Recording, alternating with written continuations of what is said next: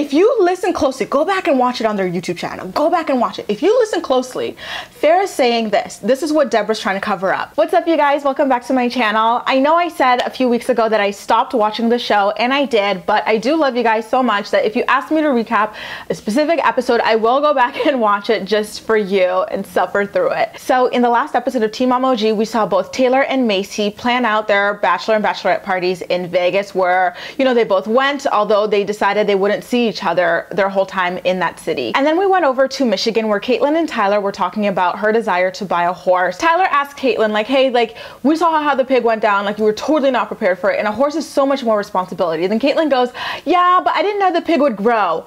Really, Caitlyn, you're gonna spend $3,000 on an animal that lives years and years and years, and you didn't, first of all, look up whether or not it would grow to, like, past a desired size for you? Are you really interested in disclosing that level of stupidity on television? Really?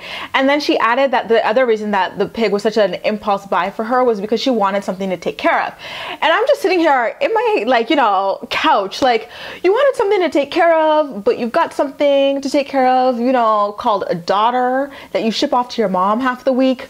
Doesn't really compute to me, but this is teen mom logic, y'all. Like, you really can't explain some of the shit these people do and say. And then over in Indiana, Matt gets a phone call from the blogger that we now know is Real Mr. Housewives, also named Matt, and he pretends to be really apprehensive about this whole, like, writing a book thing. And so he's like, you know, I don't know how I feel about this, but I'm gonna book some flights and then I'm gonna tell Amber about it. Really, Matt? You're not sure about it, but you're simultaneously booking flights. Normally, if a person is not sure about something, they say, give me a few days to sit on it. Let me talk to my partner, my spouse, whatever, and then I'll call you back. You don't say, I'm not sure, but you know what? There's a good deal right now on Flight Hopper, so I'm gonna book it, and then I'll tell my girl. No. And then when Matt goes back up to tell Amber about the whole book thing, she starts, like, getting on her soapbox again, and she always does this. It's so effing annoying how she acts like, oh my God, I'm in the public eye. Oh my God, people criticize me. Oh my God, people judge Matt. People don't leave me alone. Well, Amber, people don't leave you alone because you've got like 12 cameramen in your fucking house, girl. So if you truly wanted people to leave you alone, you'd get the hell off reality TV, first of all. And until you do that, I'm gonna keep vlogging, Tumblr's gonna keep tumbling, and the Redditors are gonna keep Redditing. And then to think that she was talking about how she is so depressed sometimes that she just can't get out of bed to do anything, like she skips out on seeing her daughter because it's so bad. And then she's like, yeah, by the way, like, I'm gonna miss out on seeing Leah again because I gotta go to New York to clear Matt's name. What? Are you serious? Like, you're gonna, like, leave your daughter to go to New York for some, like, geriatric, like, attention whore who would not even, like, give his own children $5 fucking. Are you serious? Like, re-examine your life, re-examine your head, girl. That's a mess. Matt and Amber had a lot of scenes because, like, after this, I remember Matt being, like, out in the wilderness with one of his cousins or whatever, and they're talking. And in the scene, like, there's just something about Matt in the scene. Like, he just looks like he smells like vinegar, motor oil, fish grease, and ass crack. Like, there was just something so, like, exceptionally greasy about him in this particular scene, more so than normal. Like, I was practically holding my breath watching this scene. And then in Farrah's world, this is like the scene that I kind of alluded to last video, where I just don't understand why she flips at the, like, drop of a dime, and she's so, like, argumentative. She swore so much in front of her daughter. Like, Sophia and Deborah were, like, creating pizza pies or whatever, and just, like, Farrah just kept flipping out. Deborah was talking about her relationship. She was talking about, like, just life in general and success. And Farrah just kept swearing and flipping out. And it was just so awful and so aggravating to watch the way she just speaks like this. First of all, to another person in general. And second of all, in front of her own daughter. It's an awful example to set. The camera kept panning to Sophia and she just looked so sad and, like, empty and just, like, at the same time used to it, which is sad because someone her age should not be used to this level of chaos and dysfunction and psychosis. At some point, like, she pretty much, like, banishes Deborah up to her room, and Deborah just, like, goes up, and then the camera producer or whatever, Heather, she goes up to Deborah's room and she's like, Deborah, like, what's going on? I didn't expect Farrah to flip like that. And so Deborah's like, she's always like, I'm not allowed to be happy, I'm not allowed to talk to my granddaughter, what's the point of me living? And then that really spooks Heather out, and she starts crying, and then Sophia comes up to bring her a little pizza pie, and I thought that was really cute. You guys, I really hope that scene is brought up at the reunion, because at this point, Farrah's mental health is too big of an elephant in the room to ignore any further. Like, Dr. Drew, like, you really need to ask her, like, is everything okay, girl? Because, like, clearly you just have, like, some kind of something going on where you're just not a normal person. Like, you flip at the drop of a dime, you swear, you just treat people like shit in general. Like, there's something wrong with you. And then back in the wonderful world of Matt and Amber, we see them up in New York. Real Mr. Housewives walks in and then just starts talking about how, you know, let's put this book together, let's vindicate Matt, let's, like, you know, bring his name back out in the clear. And it's like, no, boo-boo, I love you so much, Real Mr. Housewives, and your blog,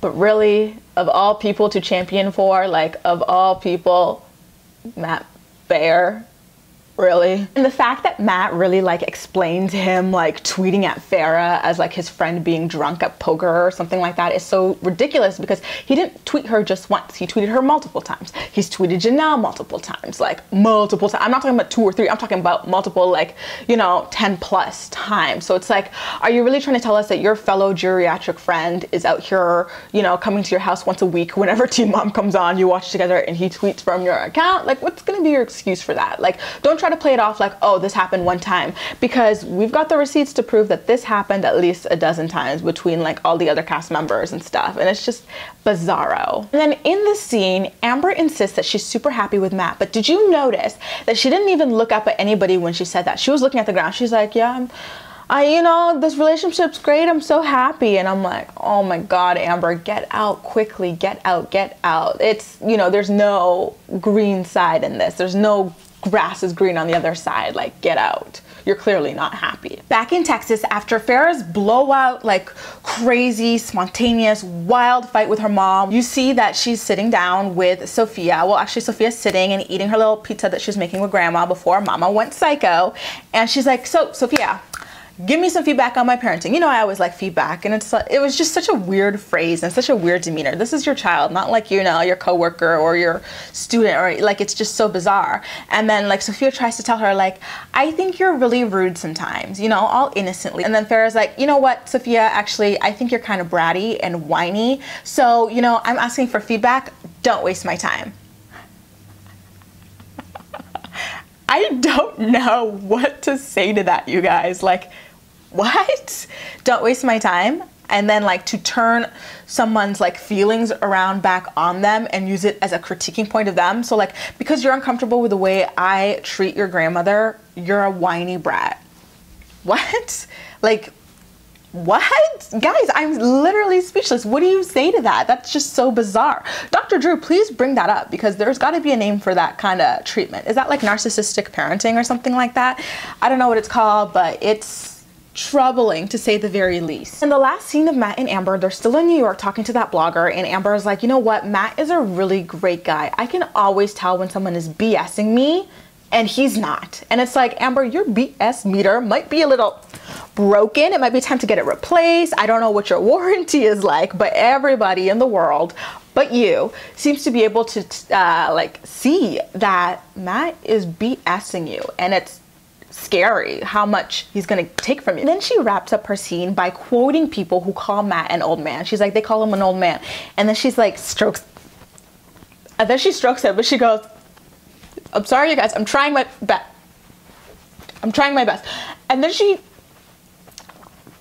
strokes his like neck or his arm or something. And she goes, she does this, you guys. You're my old man. What? Like, that's an, because the fact that he's literally a grandpa and you're literally in your 20s and you're like, you're my old man. That's just disgusting, Amber. Like, I seriously feel like I'm gonna gay you guys. Like, I need a trash bag right now. That's disgusting, Amber. Ugh. The last major thing I really want to point out to you guys is this. I didn't notice it when I first saw the preview clip on the MTV's YouTube channel, but when Farrah and Deborah were going at it over the whole therapy thing, Deborah kept purposely getting super loud over Farrah, saying like nothing kind of thing, like nothing happened, nothing. And if you listen closely, go back and watch it on their YouTube channel. Go back and watch it. If you listen closely, Farrah's saying this. This is what Deborah's trying to cover up. Farrah was calling Deborah out for calling Dr. Jen, Dr. Drew, and Dr. Phil Antichrist and satanic. I couldn't believe it. Like, I was like, there's something really weird about Deborah just raising her voice while Farrah's talking. Let me replay this a couple of times, try to listen to what's going on here. And that's what you hear Farrah saying. She's like, yeah, well, I tried to get us to therapy. You know what you say every time you see a therapist who calls you out? You call them Antichrist. You call them satanic. And Deborah's like, nothing, blah, blah, blah. You're crazy, Farrah. So now I'm really starting to think about these theories that Deborah is like this narcissistic person who, sort of gaslights Farrah and stuff like that, because that's bizarro. Like, that is just insane. And we do know that that is the way that Deborah speaks. Remember back in 16 and Pregnant, she told Farrah to change her Antichrist attitude. Oh my God, this episode, you guys, was actually pretty damn interesting, to say the least. I didn't say much about Macy and Farrah's bachelor and bachelorette parties because it wasn't all that interesting. They drank. That's all they've been doing since, you know, last season. So there's not really much to say. Anyway, that's all for this episode of Teen Mama OG. Let me know what you thought about everything in the comment section down below. And as usual, we'll chat. You can also like this video, subscribe for more, share it with your friends, and follow me across social media as well, where I do love chatting with you. That's all for now, and thank you so much for watching.